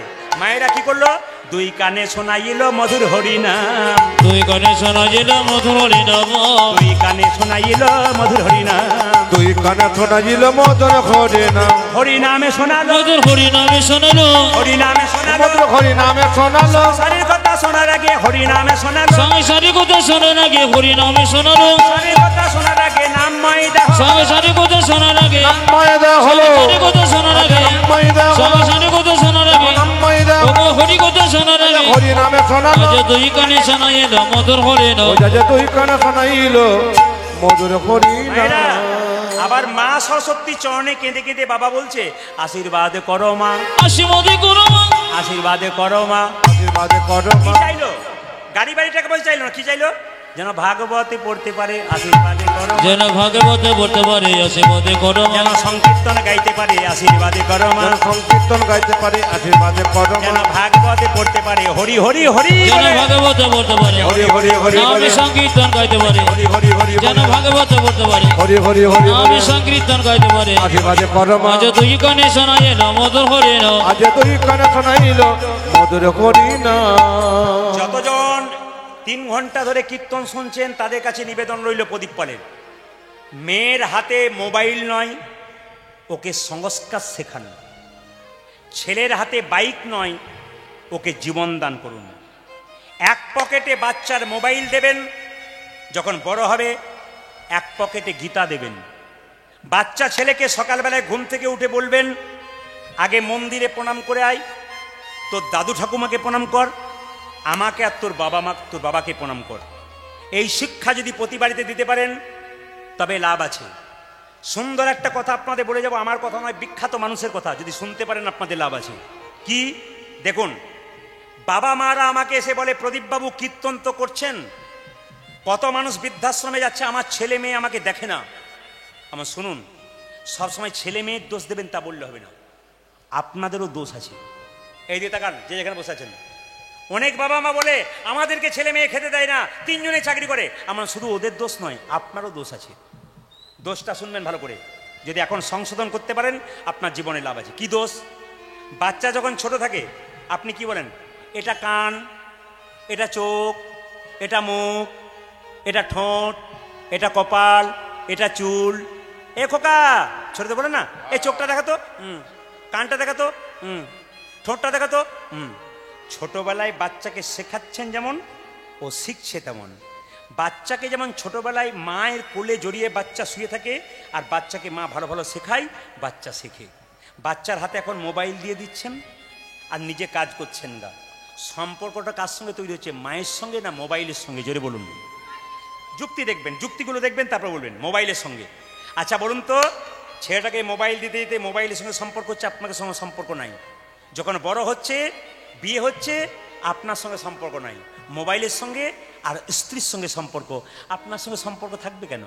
যখন শিক্ষা দেবার তখন দেন নাই, এখন বড়তে আপনি জ্ঞান দিতে যাচ্ছেন, ও জ্ঞান নেবে না। আমি আপনাদের বলতে চাই, পঞ্চপাণ্ডবের মা কুন্তী, কুন্তির স্বামী মারা যাওয়ার পর পঞ্চপাণ্ডবের মা কুন্তী তাদের বাবা মারা যাওয়ার পর কত সুন্দর মানুষ করেছিলেন, কৃষ্ণ সঙ্গ পেল। আমি আপনাদের বলতে চাই, ছেলে মেয়েকে এমন মানুষ করুন যেন কৃষ্ণ সঙ্গ করতে পারে। টাকা রোজগার করুক, উচ্চ স্থানে পড়াশুনো করুক, অনেক জ্ঞানী হোক, এটা সব সংসারে চাই, কিন্তু যেন কৃষ্ণ ভক্ত হয়। ওদেরকে শিখিয়ে দেবেন। মহাত্মা গান্ধী সকালবেলায় ঘুম থেকে উঠে গীতা পড়তেন, গীতাকে মা বলতেন, নিজের মাকে মা বলতেন। মহাত্মা গান্ধী গীতা পড়তে পড়তে বলতেন, আমাকে সম্পদ দিও না, আমাকে বিপদ দাও। এলাহাবাদ কোর্টের ব্যারিস্টার এত বড়, সকালবেলা ঘুম থেকে উঠে বলছে, আমাকে সম্পদ দিও না, তোমায় ভুলে যাব, আমাকে বিপদ দাও, তোমায় মনে রাখতে পারবো। এত বড় বড় কথা, মহাজনদের কথা শোনাবেন বাচ্চাদেরকে। আমি আপনাদের বলতে চাই, মায়েরা, বাবারা যারা এসছেন, ছেলে মেয়েদেরকে প্রথম থেকেই, বাচ্চাদেরকে সবাইকে বলে রাখি, ছেলে মেয়েদের প্রথম থেকে এমন কিছু শিক্ষা দেবেন না যাতে ছেলে মেয়ে ভবিষ্যতে উচ্ছৃঙ্খল হয়ে যায়। এইদিকে তাকাবেন, দেখবেন বাজ পাখি, বাজ পাখি চরিত্র শুনলে চমকে যাবেন আপনারা। বাজ পাখি যখন ডিম দেয়, ঘাস দিয়ে বাসা করে, ঘাসের ওপরে ডিম দেয় বাসাতে, কিন্তু যখন দেখবেন বাচ্চা হয়, ঘাসগুলোকে সরিয়ে দেয়, কোথা থেকে কাঁটা এনে বাচ্চাগুলোকে কাঁটার উপরে রাখে। আমরা মানুষ হয়ে শিখতে পারলাম না, বাজ পাখিটা কি শিক্ষা দিচ্ছে দেখুন কি বলছে।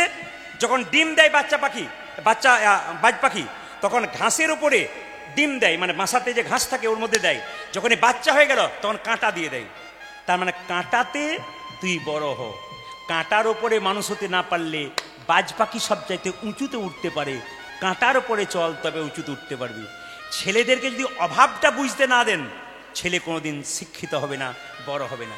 আমার বাবার অনেক আছে, এই যদি ভেতরে ঢুকে যায়, ও ছেলের আর পড়াশোনা হবে না। ওকে সবসময় অভাবটা জানাতে হবে, তোকে অনেক কিছু করে দেখাতে হবে, আমার খুব কষ্ট তোকে রোজ পড়াশোনা করাতে গেলে। এই জিনিসটা বোঝাতে পারলে তবে আপনার ছেলে বড় হবে। এগুলো আমার কথা নয়, বিখ্যাত বিখ্যাত মনীষীদের কথা। যদি নিতে পারেন তবে আপনার লাভ হবে। সবাই লক্ষ্য করুন, বাচ্চা ছেলের মন ছোটবেলায় কচি বাঁশের মতো থাকে, যেদিকে বাঁকাবেন সেদিকে বাঁকবে, মোটা হলে আর বাঁকবে না। এই জন্য চাণক্য পণ্ডিত বলেছে, বাচ্চার 5 বছর পর্যন্ত কোনো দোষ ধরবে না, খেলবে, পড়বে, ভাঙবে, কিন্তু 5 থেকে 15 পর্যন্ত ছেলে মেয়েকে বাবা মা শাসনের চোখে রাখবে, নইলে ছেলে মেয়ে বিগড়ে যাবে। যখন 16 বছর পেরিয়ে যাবে তখন পুত্র মিত্র বদাচরিত, বাবা মা ছেলে মেয়ের সঙ্গে একবার বন্ধুর মতো ব্যবহার করবে। আপনার মেয়ে যদি 16 বছর বয়স হয়, বাবা বন্ধু হয়ে যাবে, আর আপনার ছেলে যদি 16 বছর বয়স হয়ে যায়, মা বন্ধু হয়ে যাবে। এটা করতে পারলে কাজ আছে। বিবেকানন্দের মতো তৈরি করুন মায়েরা, এইদিকে বিবেকানন্দের মতো তৈরি করুন, ছেলেকে চরিত্রবান তৈরি করুন। এই চরিত্রবান তৈরি করতে গেলে মায়ের চলা ভালো হতে হবে, মায়ের বলা ভালো হতে হবে, বাবার চলা ভালো হতে হবে, বাবার বলা ভালো হতে হবে। বাবা যদি উচ্ছৃঙ্খলভাবে রাস্তা দিয়ে যায়, বাচ্চাকে কি শিক্ষা দেবে? বাবা যদি ভদ্র হয়, সন্তান ভদ্র হবে, মা যদি ভদ্র হয়, সন্তান ভদ্র হবে। প্রমাণ দেখুন, বিবেকানন্দকে একজন ইংরেজ মহিলা বলেছিল, আমি তোমায় বিয়ে করতে চাই। বিবেকানন্দ বলল, কেন বিয়ে করতে চাও? বলে, তোমার মতো 20 সন্তানের মা হতে চাই। বিবেকানন্দ বলল, ওটা বিয়ে না করে যদি হয়? বলছে, কি করে সম্ভব? বলছে, তুমি আমার মা হও, আমি তোমার সন্তান হয়ে যাব, তাহলে তুমিও বীর জননী হবে, আমিও বীর পুত্র হতে পারব। এই হচ্ছে স্বামী বিবেকানন্দ। মায়েরা লক্ষ্য করুন, আজকে রঘুনন্দন জন্ম হলো, আর যেই না রঘুনন্দন জন্ম হলো, মায়েরা সবাই কৃষ্ণ নাম করতে করতে যাচ্ছে। রঘুনন্দন 5 বছর বয়স হলো, সবাই হাত তুলে গান করুন একসঙ্গে। কাবির আম্বানি দিয়ে একসঙ্গে হাত তুলুন, সবাই মিলে তালে তালে একসঙ্গে, সবাই একসঙ্গে, খুব সুন্দর, তালি দিয়ে সবাই তালি।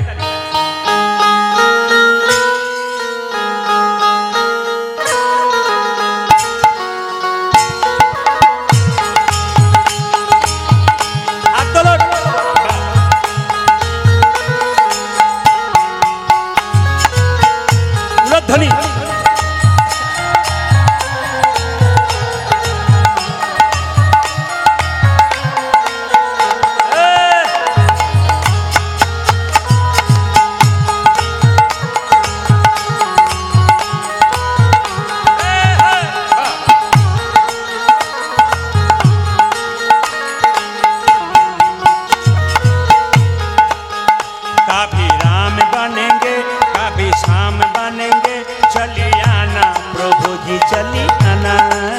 ও কবি রমে বনেগি কবি সম বনেগি চলে আনো প্রভু যে চলে আনো কবি রাম বান শুনুন ধর্ম করুন ধর্ম বাঁচলে আপনি বাঁচবেন ধর্ম না বাঁচলে আপনি বাঁচবেন না ধর্ম করতে হবে হাত তুলে সবাইকে কবি রাম बनेंगे कभी शाम बनेंगे चली आना प्रभु जी चली आना वो कभी राम बनेगी कभी शाम बनेगी चले आना प्रभु जी चली आना कभी राम रूप में चली आना ও কবি রমে রূপ মে চলে আনো कभी राम रूप में चली आना हाथ लो वो कभी राम रूप में चली आना सीता साथ लेके धनु हाथ लेके सीता साथ लेके दोनों हाथ लेके सीता साथ लेके धनु हाथ लेके सीता साथ लेके दोनों हाथ लेके चली आना प्रभु जी चली आना हाथ लो ও কবি রমে বনেগি কবি সম বনেগি চলে আনো প্রভু যে চলে আনো कभी राम बनेगी कभी शाम बनेगी चली आना प्रभु जी चली आना हाथ लो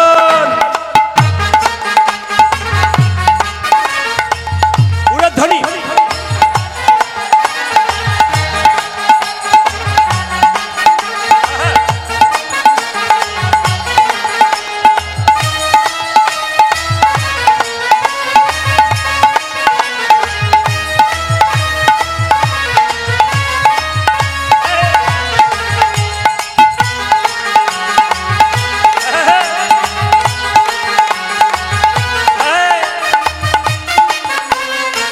कभी शाम बन के चली आना ও কবি সম রূপ মে চলে আনো कभी शाम रूप में चली आना वो कभी शाम रूप में चली आना राधा साथ लेके मुरली हाथ लेके রাধা সাথ লেগে মুলি হাত লেগে राधा साथ लेके मुरली हाथ लेके वो राधा साथ लेके दोनों हाथ लेके चले आना प्रभु जी चली आना हरि बोल ও কবি রমে বনেগি কবি সম ताई गौर हरि बोल প্রভু যে চলে আনো कभी राम बनेगी कभी शाम बनेगी चले आना प्रभु जी चली आना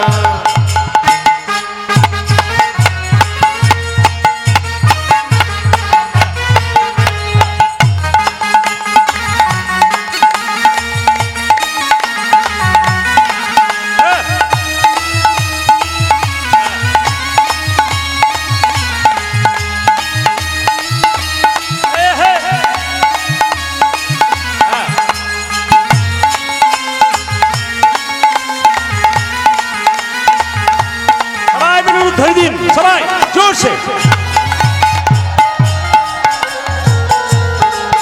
कभी सीत रूप में चली आना ও কবি শিব রূপ মে চলে আনো कभी सीत रूप में चली आना वो कभी शिव रूप में चली आना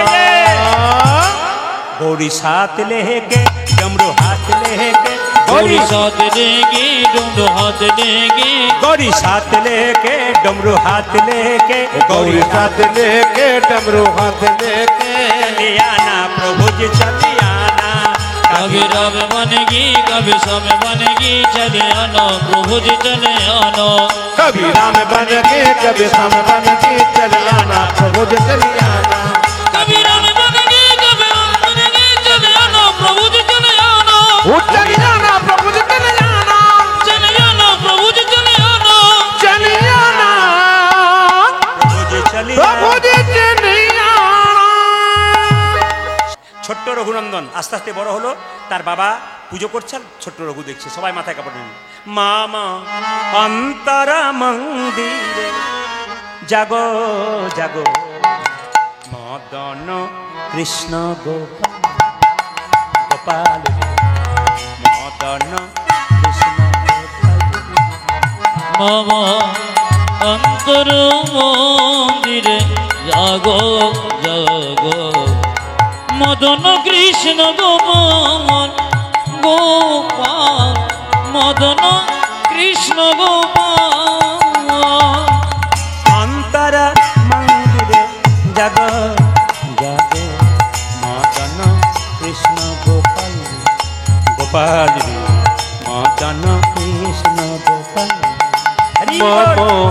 অন্তর মন্দিরে জাগো জাগো মদন কৃষ্ণ গোপাল গোপাল মদন কৃষ্ণ গোপাল লয়ে রাধা বামে এসো ব্রজ ধামে লয়ে রাধা বামে এসো ব্রজ ধামে লয়ে রাধা বামে এসো ব্রজ ধামে হে প্রাণ উলধ্বনি মায়ের।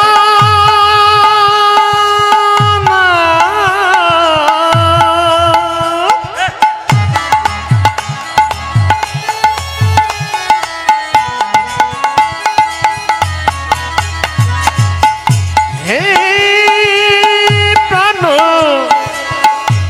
বল্লভ আরে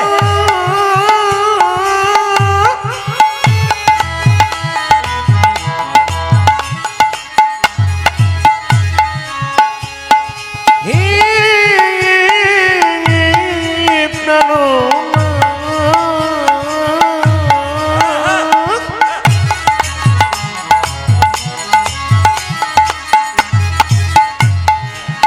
হে প্রাণ বল্লভ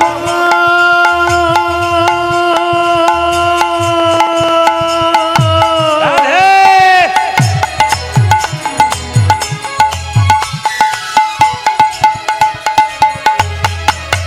হে প্রাণ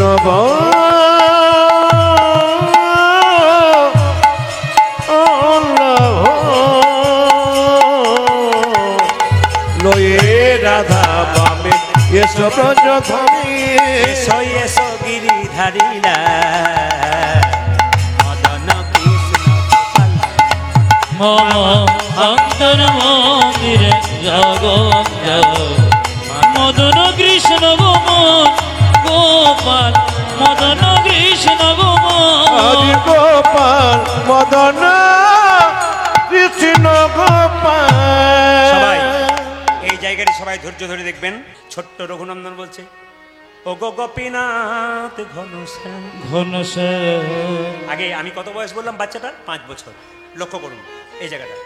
ছোট্ট রঘুনন্দন কেঁদে কেঁদে বলছে ও গো গোপীনাথ ঘনশ্যাম ঘনশ্যাম ও গো গোপীনাথ ঘনশ্যাম।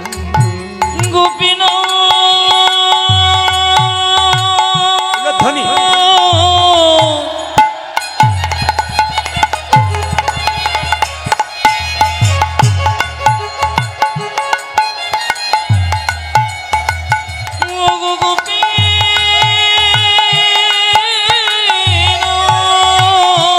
বাহ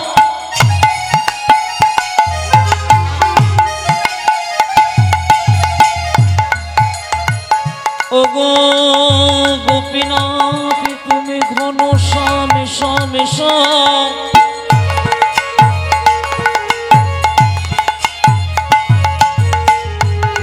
গোপীনাথ তুমি ঘন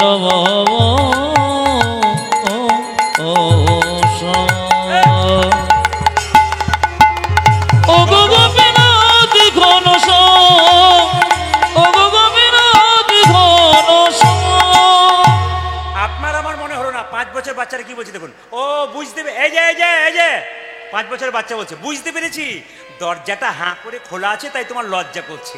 আচ্ছা বাবা দরজাটাকে তোমার হাতে বাঁশি আছে তা খুলে দিলাম। ও গো গোপীনাথ এবারে নাড়ু খাও। মন্দিরে তুমি আর আমি ছাড়া কেউ নাই। পাথরের গোপীনাথ যখন কোনো মতে নাড়ু খাচ্ছে না, ছোট্ট রঘু মনে মনে ভাবলো বাবা আমাকে বললো গোপীনাথ নাড়ু খাই, তুমি যদি নাড়ু না খাও তবে আমার যে কলঙ্ক হবে, বাবা আমাকে কলঙ্ক দেবে। তুমি নাকি ভক্ত প্রহ্লাদ হাতে খেয়েছো, ধুবির হাতে খেয়েছো, আমার হাতে খাবে না কেন? যখন বারবার বলছে গোপীনাথ নাড়ু খাও নাড়ু খাও, নাড়ু খাচ্ছে না, ছোট্ট রঘুনন্দন গোপীনাথের পাথরে পায়ে মাথা ঢুকছে। গোপীনাথ গোপীনাথ গোপীনাথ। রক্ত আরে চোখের জলে মন্দির ভেসে যাচ্ছে, রক্ত আরে চোখের জলে মন্দির ভেসে যাচ্ছে। পাথরের গোপীনাথ কেঁদে কেঁদে বলে রঘুরে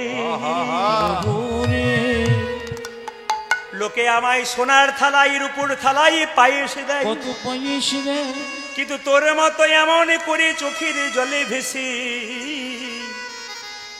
রক্ত দিয়ে আমার চরণে কেউ সেবা করে না। সেবা করি না। আমি যদি তোর হাতে একটা নাড়ু না খাই, তবে গীতাতে যে আমার প্রতিজ্ঞা রবে না। আমি যে গীতাতে বারবার বলেছি, পত্রং পুষ্পং ফলং তয়ং যৌমে ভক্ত ব্রজচ্ছতি তদ্ধাম পঠিতমাস্মানি প্রতাত্মম। ভগবান বললেন, কেউ যদি আমায় তুলসী পাতা দেয় আমি খুশি হয়ে যাই, কেউ যদি আমায় ফুল দেয় তাতে খুশি হয়ে যাই, ফুল না পেয়ে পাতা দেয় তাতে আস্তে আস্তে আস্তে পাতা দেয় তাতেই খুশি হয়ে যাই। তুই আমাকে চোখের জল শুধু নয়, রক্ত দিয়ে চরণ দিয়ে আমার সেবা করলি। আমি যদি একটা নাড়ু তোর হাতে না খাই, তবে গীতাতে আমার আরো প্রতিজ্ঞা করে আছি, যে যথামাং প্রবদ্যন্তে তংস্ততৈম ভজাম্যহম মমবৎমানুবর্তন্তে মনুষ্য পার্থ সর্বস্ব।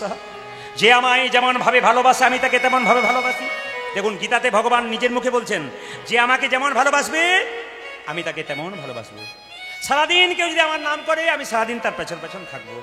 কেউ সময় পায়নি, 1 ঘন্টাও যদি আমার নাম করে, আমি তার সব সময় থাকবো। যে যথামাং প্রপদ্যন্তে, যে যেমন ভাবে আমাকে ভজনা করবে তাকে আমি পাই। পেছন থেকে পাথরে গোপীনাথ হাত বাড়ি বলছে, রঘুনন্দন নারুদে রঘুনন্দন নারদে রে, রঘুনন্দন নারুদে রঘুনন্দন নারদে রে, গোপীনাথ নারু খাও, গোপীনাথ নরখ, গোপীনাথ নারু খাও। গোপীনাথ নারু খায়।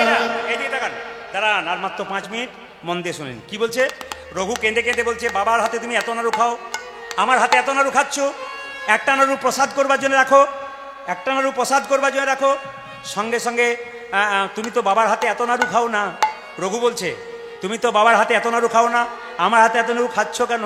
পাথরের গোপীনাথ বলছে, সবাই আমায় ডাকে রে রঘু, তোর মতো এমন করে চোখের জলে ভেসে কেউ ডাকে আমার চোখের জলে ভেসে কেউ ডাকে না, চোখের জলে ভেসে কেউ ডাকে না। এমন চোখের জলে ভেসে কেউ ডাকে না। ও যে মন্তে তলতে সবাই ডাকে, চোখের জলে ভেসে কেউ ডাকে না। আমার মন্ত্রে তন্ত্রে সবাই, আমার চোখের জলে ভেসে কেউ ডাকে না, আমি মন্ত্রে তন্ত্রে সবাই ডাকে, আমার চোখের জলে ভেসে কেউ ডাকে না, মন্ত্রে তন্ত্রে সবাই ডাকে, আমার চোখের জলে ভেসে কেউ ডাকে না, চোখের জলে ভেসে কেউ ডাকে না। ভাইরা, এইবার সবাই মাথায় কাপড়টা নিন, প্রসাদটা পাবেন। কিন্তু বাড়ির যারা আছেন কীর্তন করাচ্ছেন, তাদের মধ্যে কাউকে বলবো, একজন আসবেন, প্রসাদ দেবেন। বসুন বসুন, প্রসাদ দেওয়া হবে সবাইকে।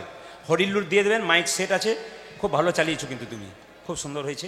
এতটুকু গ্যাদারিংয়ের মধ্যে চালানো খুব কঠিন, এর মধ্যে চালিয়েছে। যাক, যান্ত্রিক গোলযোগ মাঝে মাঝে হতে পারে, খুব ভালো চালিয়েছে। বেশ, ঠিক আছে, একটু বসুন সবাই। লক্ষ্য করুন মাইরা, বাবা যখন ছুটে এলো, যে না দরজাটা খুলেছে, গোপীনাথ নাড়ু খেয়েছে, দেখছে পাথরের নাড়ু অর্ধেকটা হয়ে গেছে।